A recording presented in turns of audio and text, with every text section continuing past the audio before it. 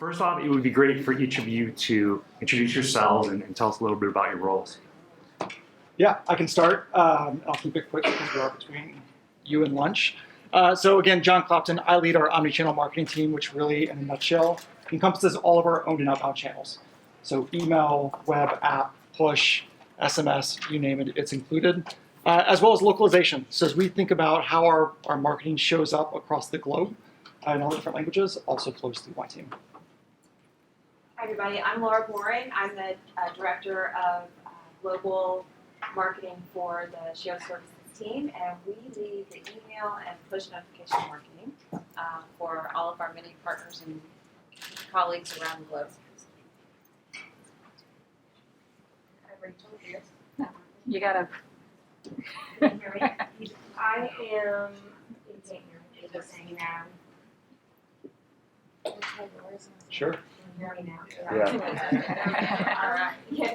So I'm accountable for paid media. I'm the counterpart to the owned channels, and we were really actually a sizable paid media team. But I'm responsible mainly for mid to upper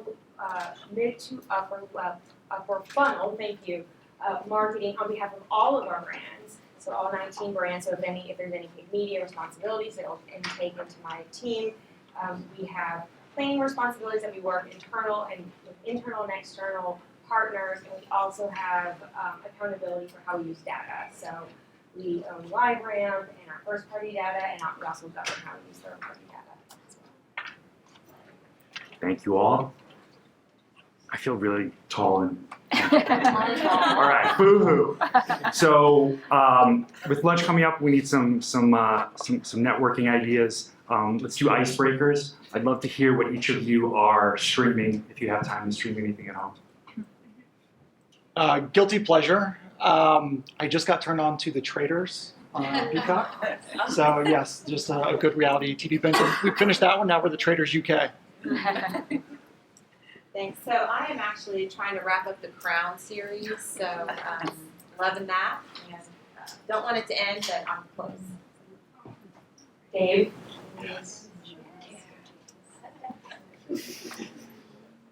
And we've talked a lot about brand love and loyalty.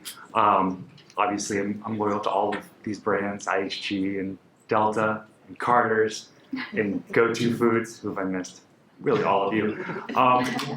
What's popular in your households? What are your most popular loyalty brands in loyalty programs?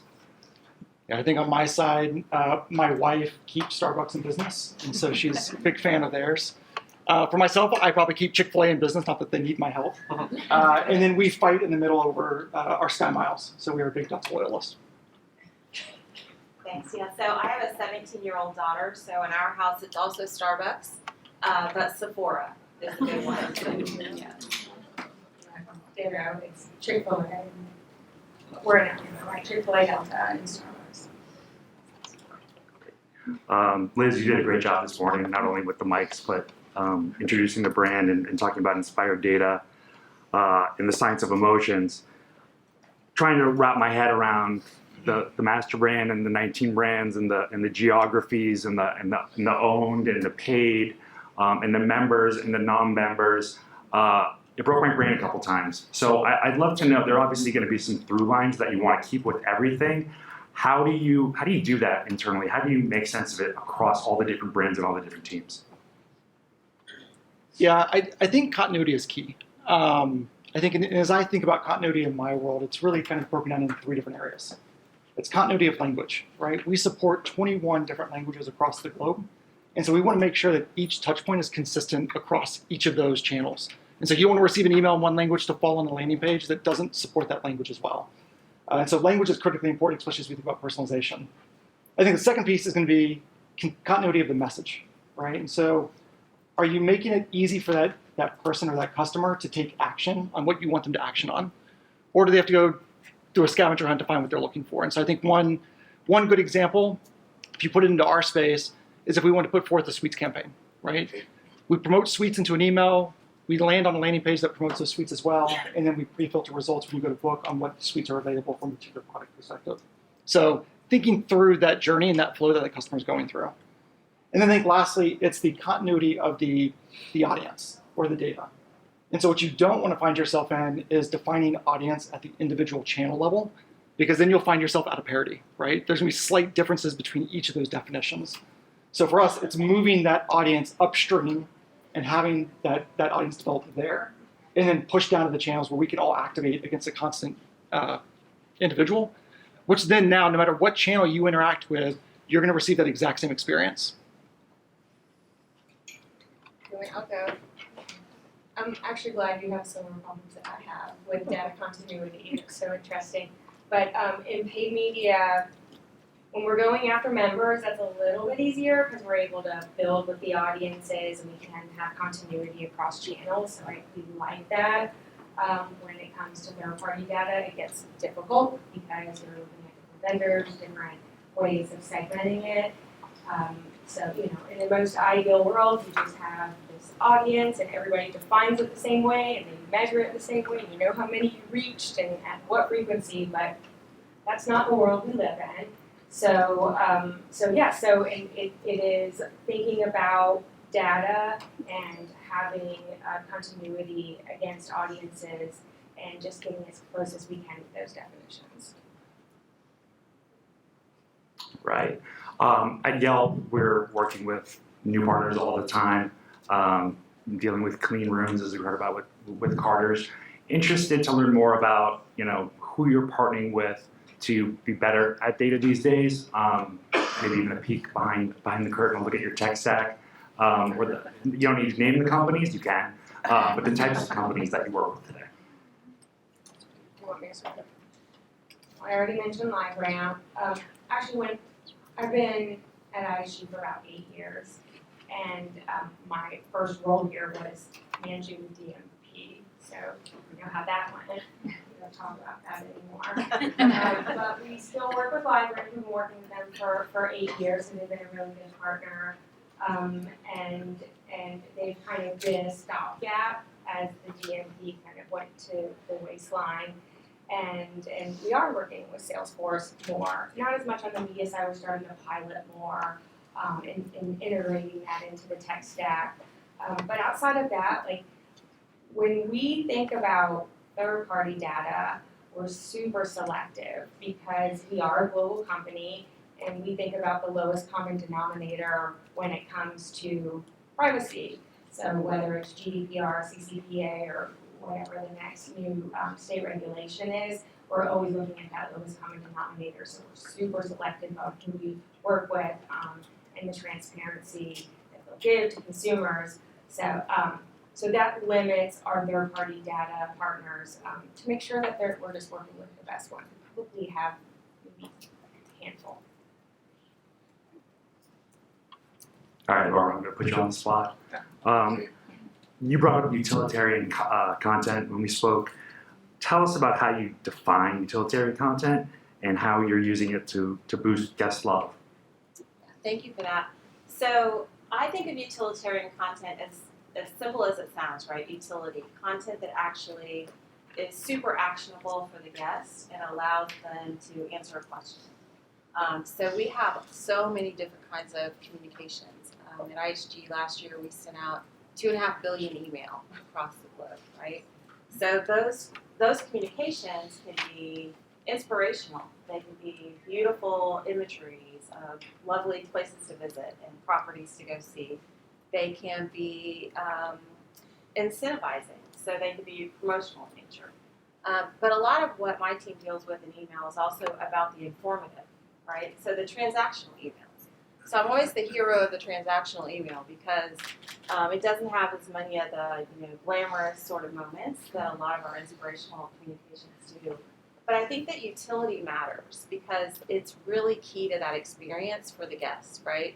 They want the information to be clear. They want it to be accessible. They want all of the details about their reservation and their upcoming stay to be, right at their fingertips. And we're working now on our transactional so that we can actually, create a better experience, make those details matter in the right moment for the guests, and also digging into that data, whether it be about our properties and those attributions or about the guest stay, to reveal the right kind of information, even in a reservation confirmation. So I think a lot of times we, tell a lot of stories, but we want to make sure we're also really delivering against that utility or that very useful information that is at the core of the experience, because less stress and having confidence in your stay, I think those deposit emotional bonus points for guests as well, just as much as having a bigger picture kind of emotional connection. Yeah, I was, I know this is about emotional, I'm sorry, what is the emotional? Just go with it. I started thinking about it, within the media side, and realized you buy a lot of out of home in airports, so hopefully for those of you who travel, have seen it, and we think about the emotional state for like each one of those billboards we pick. We hand select every one of them. Like, are they going to hang out in this area? Is there going to be dwell time? Is it at their eye level? And we've even opted out of places because it's near security. And when you're in security, you might not be feeling great. We don't want to be associated with that. Let's only be associated with positive moments, where you're maybe relaxing and having a good time. So I don't know. I just thought about it today when I was thinking about the topic of this, and I was yeah, we do that. It's not in an automated or data way. It's in a subjective way. But I think it matters because when you're seeing advertising, and that's really contextual advertising to some degree, you feel a certain way when you're looking at recipes or looking at travel and being able to take those kind of moments and capitalize on it. I love that. I do think Brand Innovators is kind of messing with us, doing data insights and emotional branding together. It's asking for trouble. Brett, you brought up Terminator earlier. I was thinking about, you guys know Space Odyssey and the HAL 9000. If you don't, damn it, I'm old, but you should check it out. HAL's a scary MFR, and we need to be careful about that. And so one of my hopes going forward is that with all this data and all these insights is that we don't lose sight of the human aspect of it and everything we've learned in our careers and applying logic to what we're doing, because sometimes the data doesn't make sense, or sometimes we're looking at the wrong data, or sometimes it's misused. So kind of looking forward, one thing that I would want to happen in the industry is that to make sure that we emphasize our humanity and our use of logic. For you guys, do you have any wishes or do you have any predictions when it comes to data, insights, brand love, all of the above? I'll start. I guess, I don't know about a prediction, but I have a wish, which is that simplification also comes to bear, right? Because we do data gymnastics all day long, and I know we're all dealing with legacy systems. It's hard. It's really hard work. So my wish is that as AI evolves and as all of these kind of new technologies evolve, that simplicity is one of the leading opportunities that we have so that we can ingest it and do stuff with it and make it more actionable.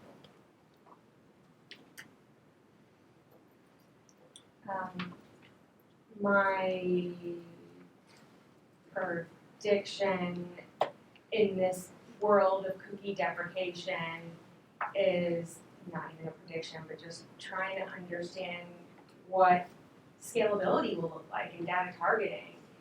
How much is that going to decrease, and how is that going to affect CPMs? How is that going to affect how we're used to living in this data-driven world for so long, and making adjustments? My hope is cookies, clearly were flawed in many ways, and my hope is that whatever this next iteration is, that it will be better. I'm apprehensive because it feels even more siloed than ever, but yeah, the same thing, just trying to get more simplification so we can understand what works and do it better. Yeah, I think from my point of view, I'll talk loud just in case this mic's not fully working, but it's kind of using data for good versus evil, right? I think it's one of those where, as we think about the advancements that are happening in the space and thinking about Gen AI in particular, we also want to make sure we don't lose our humanity. And so there's a lot of benefits and a lot of efficiencies that can drive. And there's a lot of value that we should be looking at and evaluating that through. But at the same time, we want to make sure that human element comes through, because at the end of the day, our businesses are very human driven. And so I think that's probably the biggest part, probably my biggest wish, is making sure that we balance the technology and the data with the humanity. Look how hungry they are. Since you have the stage, are there any recent successes or campaigns or initiatives that you'd like to highlight? A little opportunity to brag while you're up here. And if not, we could probably take a couple questions. Liz, you want to go? Yeah. That's your space. I think for us, and maybe I'll pass on the specific campaign. I may bring up an example, but for us, I think there's a big focus, again, as we talked about humanity, about personalization and relevancy. And how do we leverage data in the right ways to hit those elements? And I think as we take an approach on our side, kind of look at it in two different ways. There's the data element, which is the who, right? It's what do we know about a particular individual based on what we have? And then you've got the content would be in that second piece of, okay, now that we know this information about you, how do we speak to you differently? How do we treat you differently? And I think that's where you have a lot of your programmatic communications come into play. And I think as you look at IHG with 19 different brands, we have 19 different personalities, right? Different experiences that each customer can encounter. And so what you start to realize is the customer is multidimensional. That behavior and relevancy is just situational, and it can change very quickly. And I think the example I'll give to kind of make that feel a bit more real is if you're a parent and you have kids who are on travel ball teams, you may spend a lot of your weekends at ball fields. And so a Holiday Inn Express might be more appealing to you on a weekend because you've got free breakfast and it's convenient to where you need to be. But then midweek rolls around, you've got to go on that trip. You may be coming to a Brand Innovators conference. And in those cases, you may choose to stay at a Kimpton or an Intercontinental or even a Crown Plaza. But now, fast forward, you're ready to plan that family vacation, and you want a beach vacation, a resort vacation. So you may think about Iberostar, you may think about Holiday Inn Club vacations.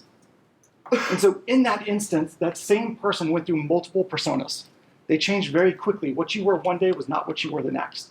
It can go from urban to resort. It can go from family to solo travel. It can go from leisure to corporate.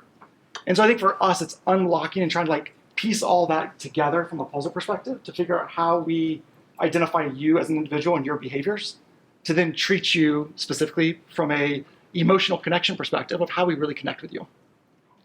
Great. Well, thank you guys so much. Yeah. Thank you so much. Thank you.